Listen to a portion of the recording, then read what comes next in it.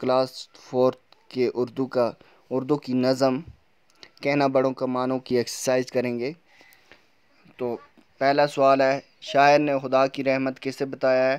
تو ہم جواب لکھیں گے، ماں باپ اور استاد کو خدا کی رحمت کہا ہے۔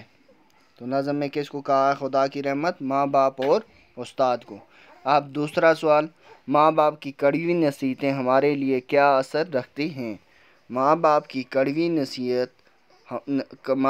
کڑوی نصیحتیں ہمارے لیے امرت کے جیسا اثر رکھتی ہیں۔ یہ لکھیں گے ہم دوسرے سوال کا جواب۔ تیسرا سوال ہے، ماں باپ کا کہنا نہ ماننے کا کیا نتیجہ ہوتا ہے؟ ماں باپ کا کہنا نہ ماننے والوں کے لیے دنیا میں عزت سے رہنا مشکل ہے اور انہیں ذلت کا سامنا بھی کرنا پڑتا ہے۔ میں ایک بار پھر دہراتا ہوں، ماں باپ کا کہنا نہ ماننے والوں کے لیے دنیا میں عزت سے رہنا مشکل ہے اور انہیں ذلت کا سامنا بھی کرنا پڑتا ہے۔ یہ ہو گیا ہمارے سوال۔ اب آگے، ہمیں اپنے بڑوں کی مرضی پر عمل کرنا چاہیے۔ جو کچھ وہ کہیں ہم وہی کریں، ہمارا فائدہ اسی میں ہے۔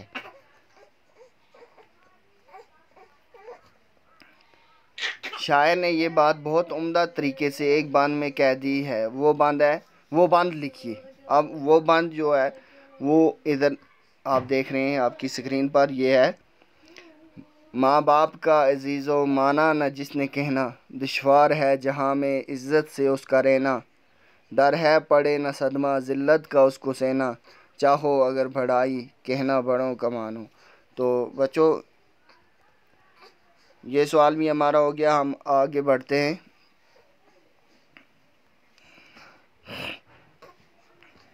مثال دیکھ کر کالم الف اور کالم بے میں دیے گئے الفاظ اور ان کے معنی ملائیے۔ اوپر دیا گیا ہے ایک مثال، جیسے صدمہ کا مطلب ہے دکھ۔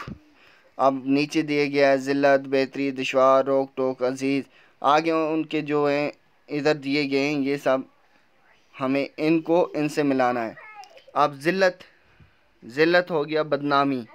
آپ کیا لکھو گے ذلت کے آگے؟ بدنامی۔